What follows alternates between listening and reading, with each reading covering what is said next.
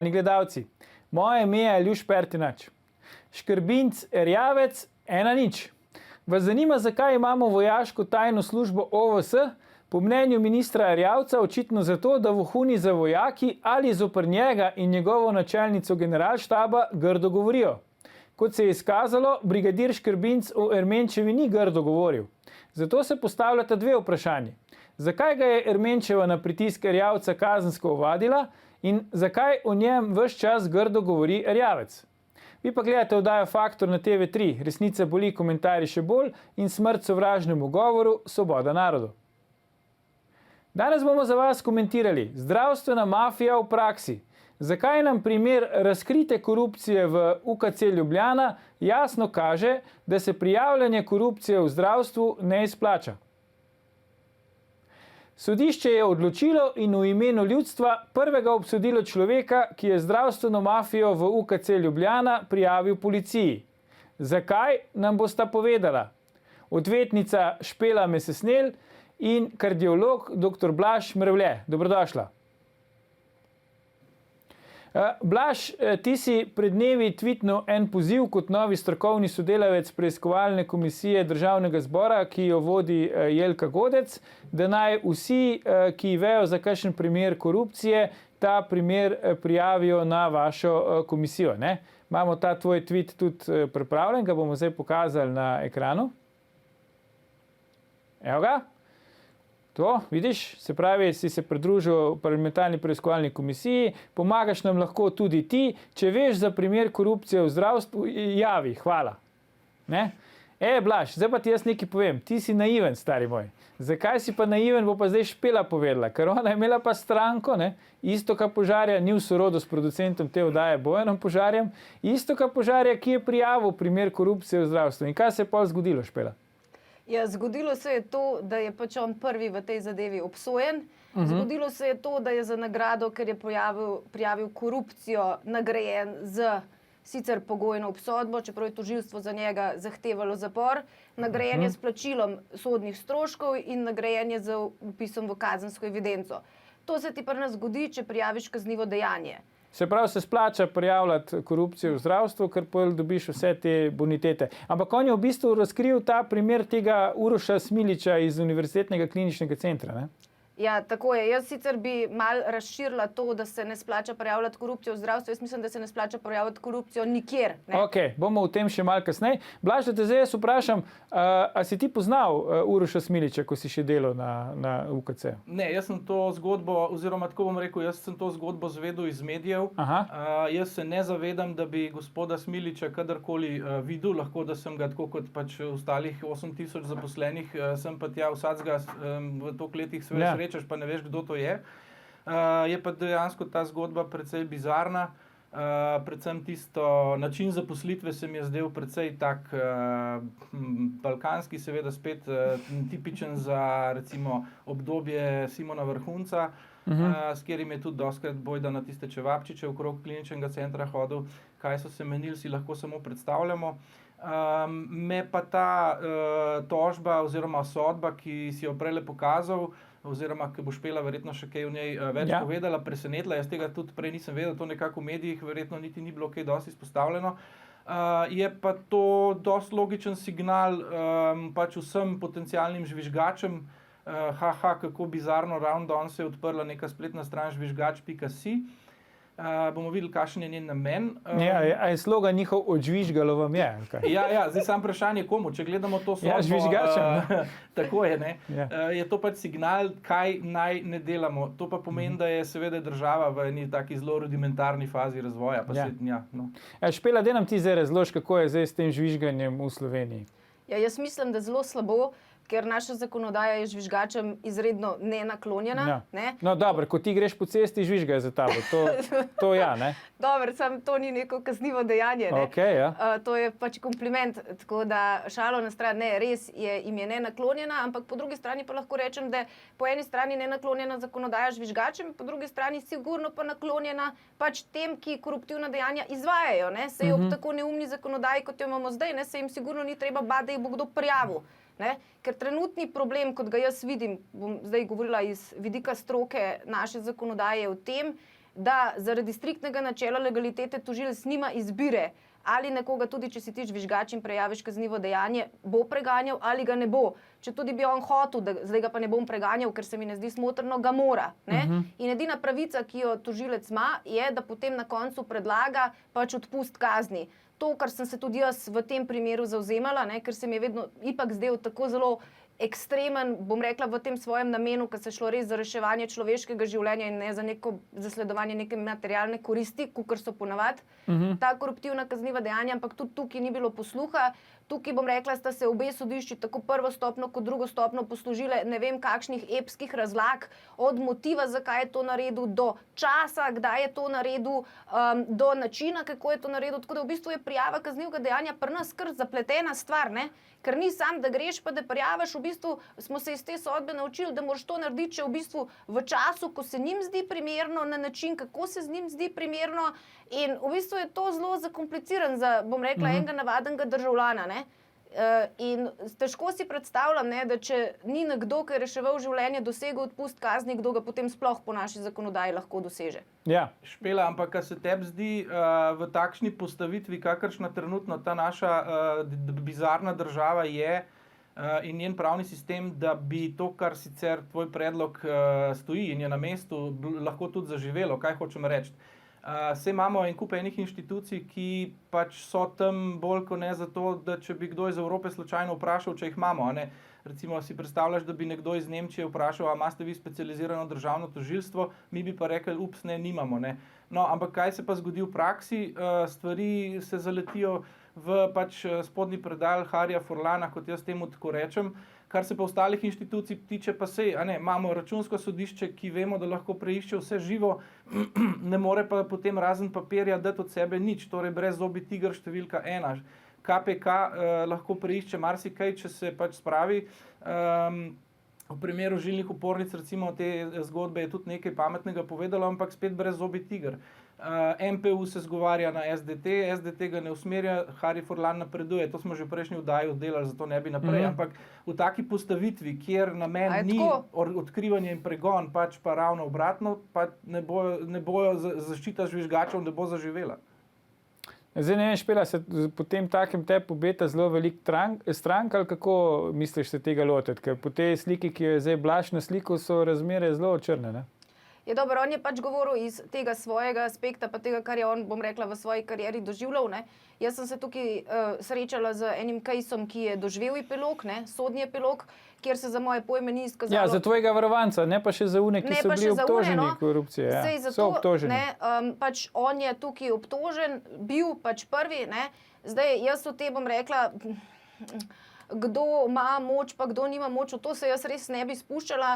Meni se zdi, da pač, če država želi razkrivati to kriminaliteto, ki se ponavadi dogaja v ozkih krogih, ne, in je praktično edini način odkrivanja le te, da se nekdo pokesa, pa pač pol pride pa pove, ne, da spremeni zakonodajo v smislu, da za te skesance oziroma žvižgače, ali kakorkoli jim že rečemo, velja absolutna imuniteta, da niso v kazenskem postopku, da seveda morajo pričati pa predložiti ostale dokaze, ampak da se jih sploh kazensko ne preganja. Ne? Ker dokler je ureditev taka, kakršna je, ne, smo videli iz te sodbe in smo se tudi naučili, da pri nas, če prijaviš kaznivo dejanje, namesto da bi izpadel junak, izpadeš bedak.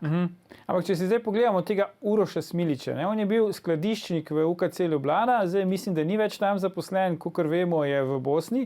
Mogoče imata celo z Rokom Snežičem tam kakšne skupne seminarje, skratka išče nove poslovne priložnosti v Bosni. Blaž, on je bil neke vrste vizionar, ne? On je razvil tam poslovni model teh dodatnih zavarovanj v 5 dneh do zdravnika, ne? Ampak imel je tudi zelo različne tarife. Ne? Zdaj špelni varovanci je mogel, mislim, da 20.000 evrov plačati za proti uslugo, medtem ko nekateri drugi je bilo dosti, da so neka kurja jetra prinesli, pa enemu zdravniku je obljubil, da mu bo pri strežku pomagal. Kako ti to komentiraš, Blaž? Ja, lej, Uroš Smilič je očitno pogruntal nek poslovni model, ki ga sicer zavarovalnice normalne ali pa v normalnih državah razvijajo dolga leta.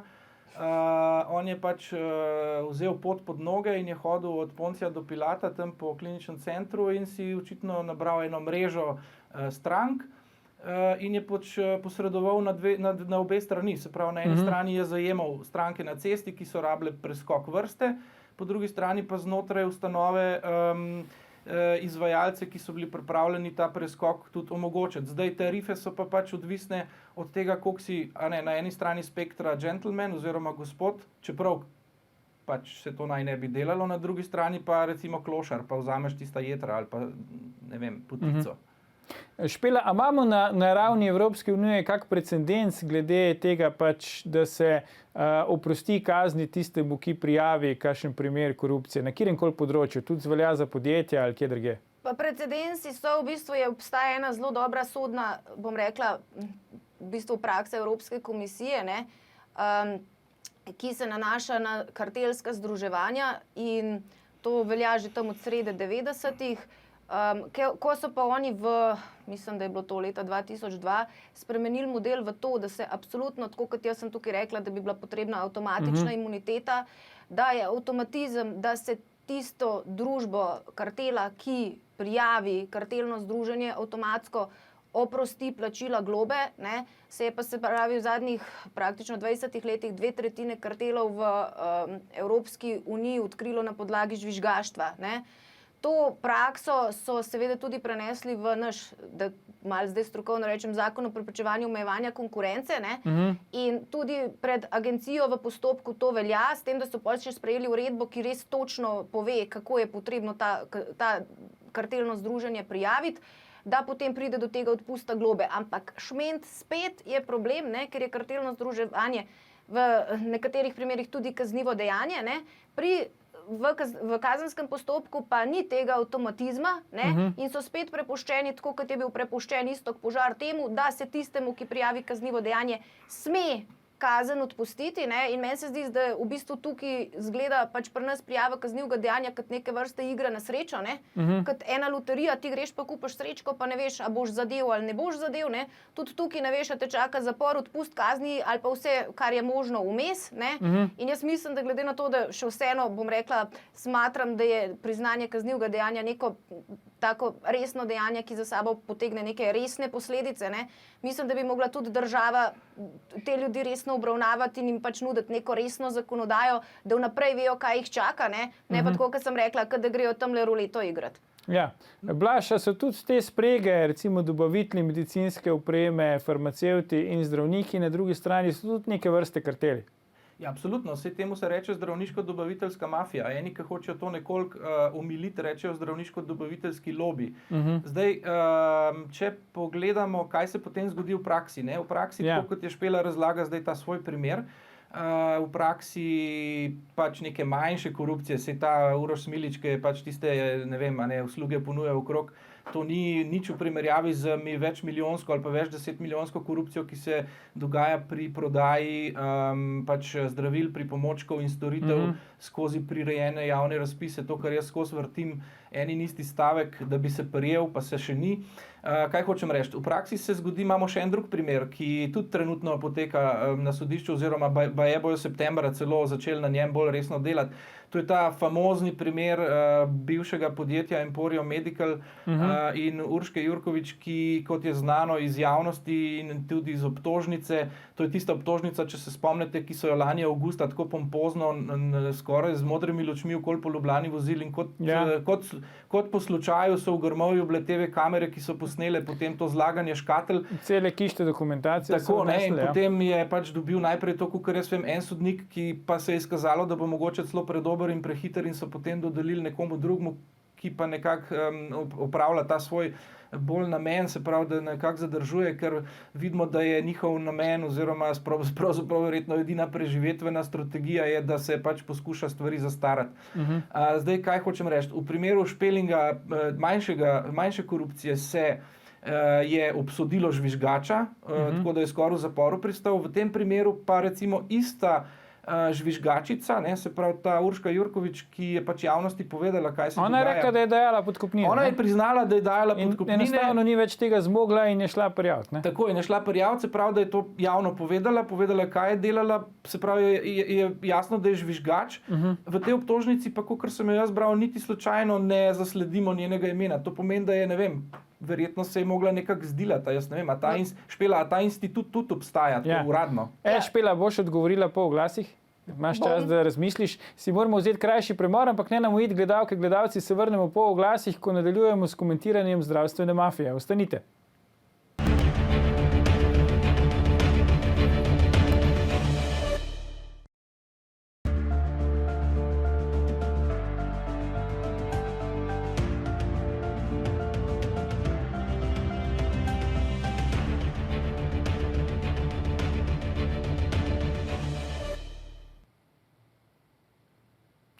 Dobrodošli nazaj. Z nami sta še vedno odvetnica Špela Mesesnel in kardiolog Blaž Mrevlje. Pogovarjamo pa se o zdravstveni mafiji oziroma zakaj se prijava korupcije v zdravstvu pri nas ne izplača. Špela, preden smo šli na oglase, te je Blaž vprašal, kako v tem drugem primeru korupcije, ki ga je on omenjal, pač ta žvižgačica ni bila procesirana. Ja, tega jaz ne vem. Ne? Država si je očitno iznašla tukaj način, kako je zaobšla svoje striktno načelo legalitete. Jaz podrobnosti tega postopka ne poznam, zato jih tudi ne morem komentirati. Ne? Je pa pač zelo hecno, da v primeru moje stranke je seveda on obsojen, tukaj pa je pač ona izvzeta. Jaz si tega pač ne znam razlagati, to pač pomeni, da mi nismo pravna država, da očitno veljajo pravila za eno. A misliš, da je priimek kriv, ker tvoj klient se piše Požar, ne? Ta druga se pa ne piše Požar. Misliš, da je to razlog? Pa jaz mislim, da je razlog verjetno majčken globi, no, kot samo v priimku. Ja, ok. Dobro. Blaž, kako je s tem v tujini? Ti si dosti delal v tujini. Imajo v tujini podobne težave kot mi glede tega preprečevanja korupcije v zdravstvu?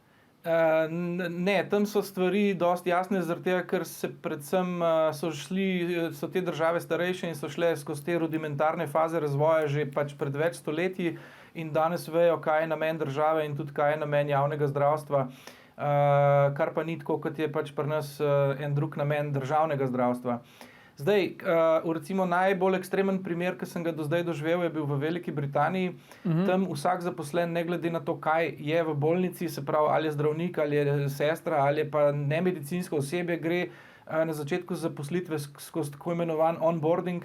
To je en skupek krajših tečajev, kjer se naučiš razne praktične stvari, recimo kje je v bolnici, pa potem požarna zaščita, pa potem kako se pacienta dviguje s postelje, da si v 30 letih recimo hrbta ne poškoduješ in tako naprej. Eden od teh tečajev je pa tudi protikorupcijski. No, tam pa zvemo potem zanimive stvari. In sicer v Angliji je nekaj 100 bolnišnic, vsaka bolnišnica, pazite, ima antikorupcijsko pisarno. Zdaj, v Sloveniji nimamo take pisarne za zdravstvo niti na nivoju, recimo, ne vem, ministrstva, kaj šele v vsaki od bolnišnic. Po mojem, če bi imel prosti Blaž, bi Janez Zemljarič bil verjetno. Ja, seveda bi bil tudi namen teh pisarn drugačen, no, ampak tam je pač tak ta prav. To pomeni, da v vsaki te pisarni sta najmanj dve osebi, se pravi ena tako imenovan officer in pa tajnica. In se pravi, zdaj to pomnožimo krat 2 in potem plačo 2000 do 3000 funtov, recimo, kar pomeni nekaj milijonov na mesec. Kaj hočem povedati? Britanski javni zdravstveni sistem je imel v letu 2015 budžet, pazite, 150 milijard evrov. Kliničen center je imel v tistem času pol milijarde, tako kot še danes, pol milijarde evrov. No, in oni so se za leto 2015 pohvalili, da so z vsem tem pogonom, se pravi nekaj 100 bolnišnic, krat 2, vsi te silni milijoni, so se pohvalili, da so v letu 2015 z vsem silnim pogonom odkrili in privarčevali 2 milijona funtov korupcije v sistemu 150 milijardami funtov. Mi smo v letu 2015, ko smo ravno uspeli zbiti cene žilnih opornic, s tem privarčevali samo v kliničnem centru s 300-krat manjšim budžetom več denarja, kot so se Britanci pohvalili za celo državo. Mi nismo hvalili se, ne? Ja, mi smo se... Nam je bilo žal, v bistvu. Enim je bilo zelo žal in jim je še danes. In to pač pove tudi vse v namenu, saj sem že v prejšnji oddaji omenil tistih 5 stebrov in tako naprej. Ja, zdaj ta nesrečni Uroš Smilič, ta skladiščnik, ki je to pač fural, ne? On je na nek način pomagal ljudem tudi sicer za denar, ne, ali pa druge protiusluge, da so preskakovali te čakalne vrste in prišli hitreje do zdravstvenih storitev. Ne.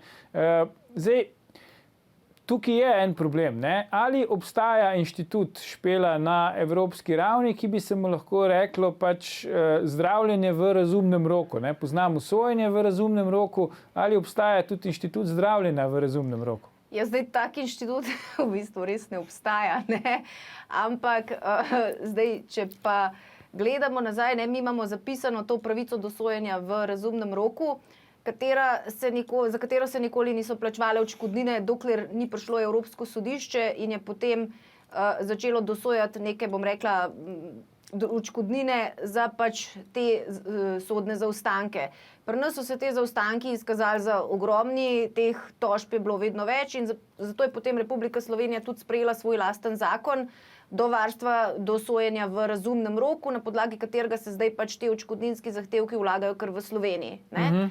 Ampak zdaj, če pa potegnemo vzporednico tukaj z, bom rekla, v ustavi napisanim, da ima vsakdo pravico do zdravstvenega varstva pod pogoji, ki jih določa zakon, Ja.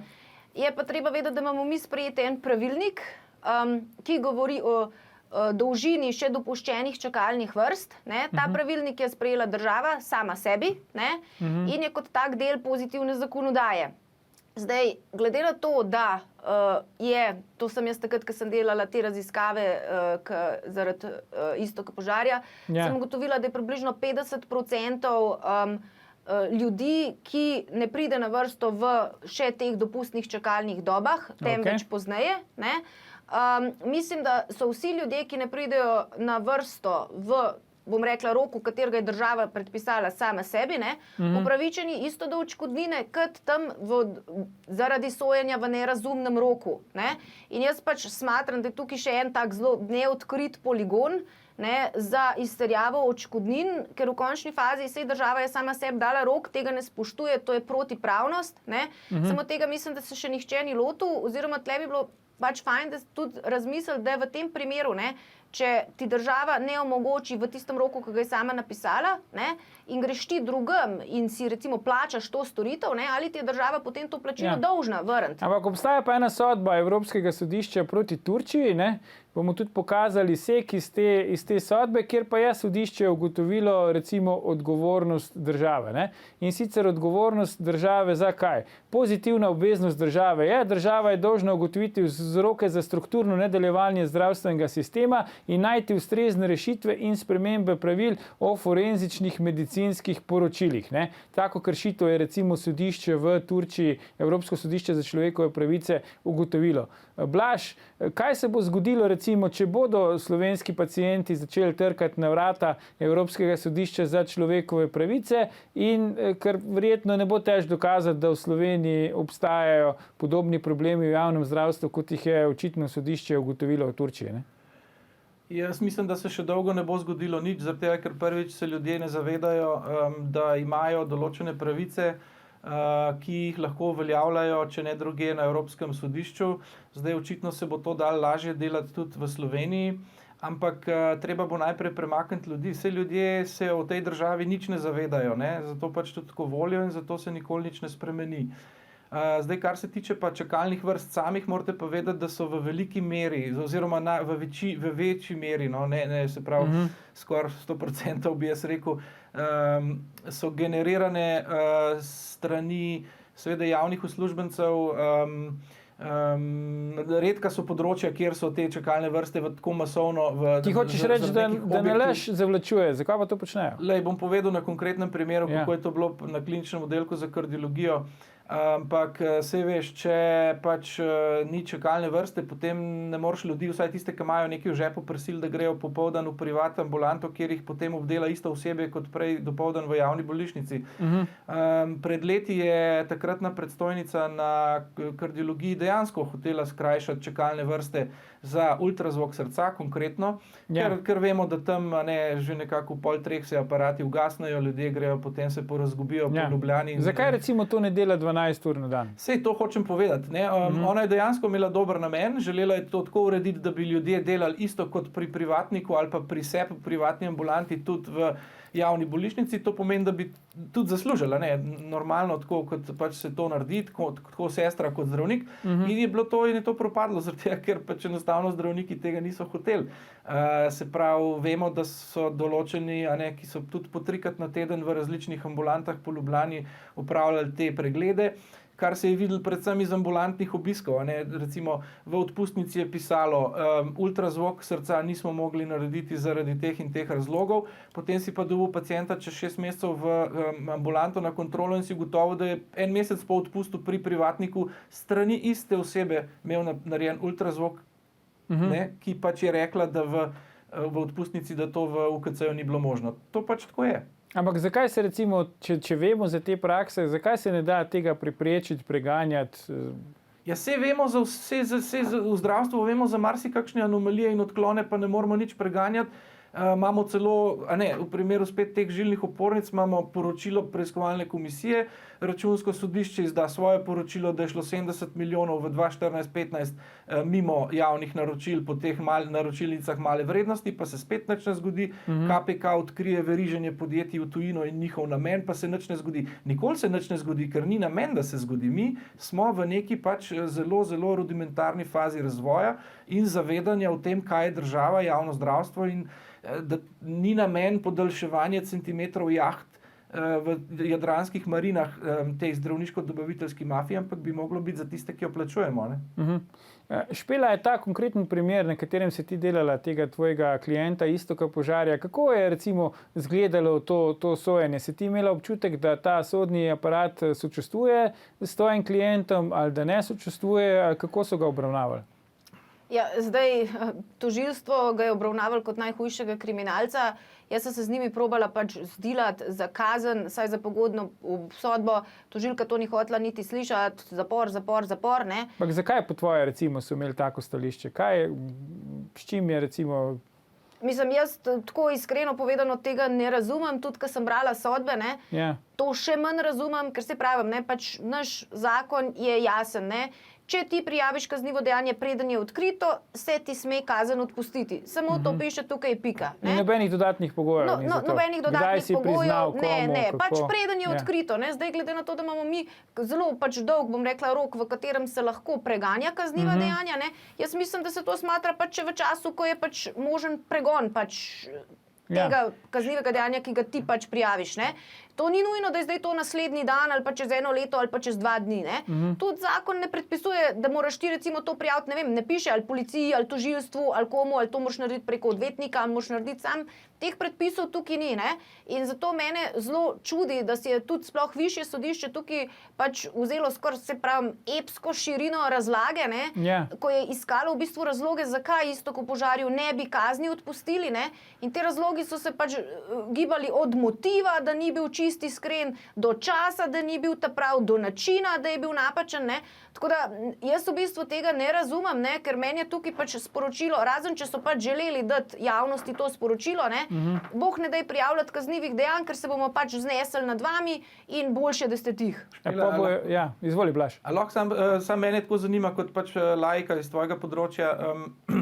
En znan slovenski literat je ob osamosvojitvi rekel, da bosta 2 glavni pridobitvi osamosvojitve, da bojo mladi lahko šli v svet, se pravi, da bojo videli tudi še kaj drugega kot samo tisto fake pravljico jugoslovansko. Drugo pa, da zadnja sodna inštanca ne bo v Ljubljani. Zdaj, samo vprašanje, zakaj niste tega primera peljali naprej, da bi potem Evropa spet povedala, kako pa kaj, tako kot že neštetokrat? Jaz mislim, da se tudi, bom rekla, večkrat sem se srečala s tem, da vsi mislijo, da kar vsak primer je zrel za obravnavo pred Evropskim sodiščem. To je daleč od resnice, ne? To se pri nas kar nekaj posplošuje. Dejstvo je, da pač v Štrasburu mi lahko peljemo primere, kjer se gre za kršitev Evropske konvencije o človekovih pravicah. Ne? Tukaj jaz ne vem, katera človekova pravica bi bila njemu pač kršena. Dejstvo je, da je on dejanje priznal, ne? In tukaj se potem bistveno zmanjša, bom rekla, ta diapazon ugovorov, ki jih ti potem lahko v postopku imaš. Priznal je v bistvu za nižjo kazen, da je dobil nižjo kazen. Ne? On je v bistvu... Drugi so obtoženi, ki so pač hujši zlikovci tle, ne? Ki so recimo prejemniki podkupnin ali pa tisti, ki je organiziral to prejemanje in dajanje podkupnin, pa niso priznali krivde. Očitno se pa oni ne bojijo, da bojo šli v zapor ali kako. Mislim, tako je, no, jaz bom čisto off the record povedala, mislim, da bi se marsikdo zdilal, če tožilka ne bi predlagala tako astronomskih, drakonskih kazni, ne, kot jih je tudi zahtevala za ta primer. Jaz mislim, da verjetno je predlagala tudi zapor za unga, ki da okurja jetrca, ne, seveda se ne bo potem dilal, ker je to res neumnost, ne, ker tako kazen mu verjetno tudi sodišče ne bo predpisalo za, bom rekla, tako dejanje, ampak ne vem, Aljuš, mislim... A je to odzad mogoče, da je pač tožilka zavestno šla v višje kazni, za katere ve, da jih sodišče na koncu ne bo dodelilo? Tja, jaz pač ne morem zdaj soditi, kakšni so bili tle nameni ali pa vzgibi tožilke, ker ne vidim pač v njeno glavo, ne, in težko to komentiram, samo zdaj se mi je pač absurdno od tožilstva, da, tako kot sem že tudi povedala, svojo kronsko pričo preganja, kot da je najhujši kriminalec, ne, a v končni fazi bo morda on zaradi procesnih napak, ki so jih oni vmes naredili, bil tisti, ki jim bo reševal celoten postopek, ne. Tako da to je pa še dodatna nagrada, ki jo dobiš, ne, vpišeš se v evidenco, plačaš stroške, si obsojen, ne, ampak država te pa izrabi, da pa popravljaš njihove procesne napake. Tako da mislim, da je pa to res super sistem. Blaž, lahko kakšno sporednico med pravosodnim in zdravstvenim sistemom potegnemo na podlagi tega, kar je Špela povedala? Ja, zdaj, če recimo, da ti malo pomagam, če pogledamo pač otroški program srčne kirurgije UKC-ja, ne vem, bo to ena najbolj žalostnih zgodb, verjetno UKC-ja in našega zdravstva javnega nasploh, in potem tisti nesrečni inštitut, ne, ki ga je delala prejšnja vlada pod taktirko SMC-ja, ki sploh ni zaživel, pa se bo zdaj še eno leto, mislim, da zapiral, čeprav nikoli ni zaživel. Kaj nam vse to pove? Ja, to pomeni, da je seveda, vse to že vemo, no, pač vmešavanje politike v univerzitetno bolnišnico je v Sloveniji prišlo do bizarnih razsežnosti. Da politika menja recimo generalne direktorje, ki sploh niso kompetentni in nimajo izobrazbe za taka mesta po spisku, pove to, da želi pač imeti tam oblast in nič spremeniti. Kar se tiče pa srčne otroške kirurgije, pa bolj vprašanje verjetno tudi za Špelo, kakšne so možnosti predvsem staršev, otrok s prirojenimi srčnimi napakami in potencialnih uporabnikov tako otroške kardiologije, kot kirurgije, kot intenzivne enote. To so pač te tri stroke, ki so v času šabedrovanja dobesedno propadle na nacionalnem nivoju. Zaradi pravzaprav clasha egov, to je šlo dobesedno za clash egov na nivoju takratne ekipe in vodstva.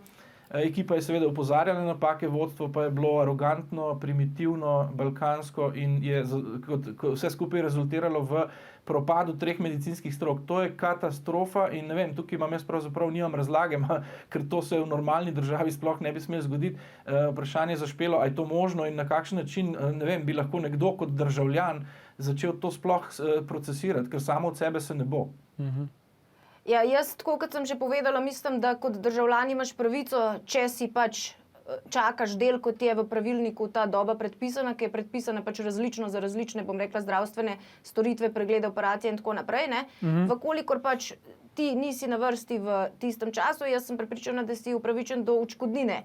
Ker tako kot je država naredila neke zakone, da se disciplinira nas, državljane, a ne, in mi se jih moramo držati, tako se jih mora ona tudi držati sama, tistih, ki jih je sama sebi postavila. Bom konkretno vprašal.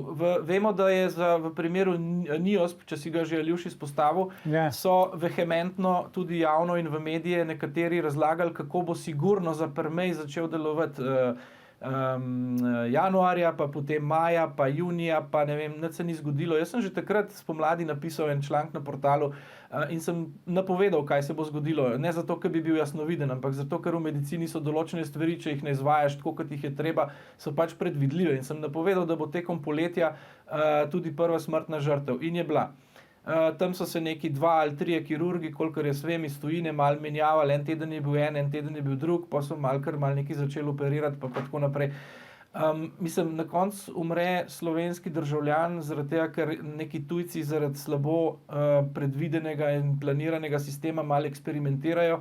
In kaj imajo recimo teoretično, ne vem, a so se te starši kaj odločili tožiti ali ne, ampak kaj imajo v takem primeru, a to realna tožba v Sloveniji? Ja, seveda je realna tožba v Sloveniji, zdaj vprašljiv je njen uspeh v Sloveniji, ampak glede na to, da jaz, ko sem preučevala te sodbe Evropskega sodišča, ne, kjer, tako kot jo je že tisto eno izmed sodb, ki jo je prej izpostavil Aljuš, sodišče je v primerih, bom rekla, Evropska konvencija v 2. členu določa pravico do življenja. In v to pravico do življenja se smatra tudi oskrba pacientov na najvišjem možnem nivoju, v skladu z njihovim dostojanstvom in pač najvišjo zaščito njihovih pravic. Pol je bila sprejeta še ena Oviedo Convention, to je mogoče malo manj znan dokument, ki tudi pravi, da ima vsak pravico do odškodnine, če se karkoli zakomplicira pri kakršnemkoli posegu, kar jaz smatram, da isto velja tudi, če posega ni v tistem času, ko bi pač mogel biti, da se zaščiti, bom rekla, zdravje. Tako da jaz vsekakor mislim, da te starši imajo pravico. Vsekakor je dejstvo, da Republika Slovenija bo težko utemeljila, da ne ve, da je zdravstveni sistem v razsulu, in glede na to, da je Evropsko sodišče že reklo, da mora država skrbeti za strukturno delovanje zdravstva, mislim, da je ta primer, ki ga vidva navajata, tipičen primer, kako to ne deluje, in zdaj je eksperimentiranje na zdravju, bom rekla, novorojenčkov, z nekimi, ne vem, kakšnimi prihodi, odhodi zdravnikov, nekim nedelovanjem sistema. Mislim, da to je ravno najbolj ogrožena, bom rekla, vrsta, občutljiva, malo grdo sem se izrazila, ampak vsi vemo, da je en novorojenček je bistveno bolj občutljiv, kot bom rekla, en odrasel človek, in da so se tega lotili na take stvari, se mi zdi še posebej res zavržno, in jaz sem prepričana, da če ne prej bi na Evropskem sodišču sigurno dobili to stvar. Brala sem tudi podobne sodbe, kjer so tudi novorojenčki umrli zaradi nedelovanja zdravstvenega sistema, oziroma tudi, ne samo nedelovanja, tudi neusklajenosti posameznih oddelkov med seboj. Tudi to so sodbe. To si zdaj v bistvu opisala konkretno situacijo, ki jo imamo mi pri nas. Tako je. Tukaj se odškodnine gibljajo okrog 60.000 evrov, kakor sem pač iz teh sodb zasledila nekako za smrt. Je pa res, da je pač problem, ker je preden se vloži tožba na Evropsko sodišče, potrebno tukaj izčrpati vsa pravna sredstva.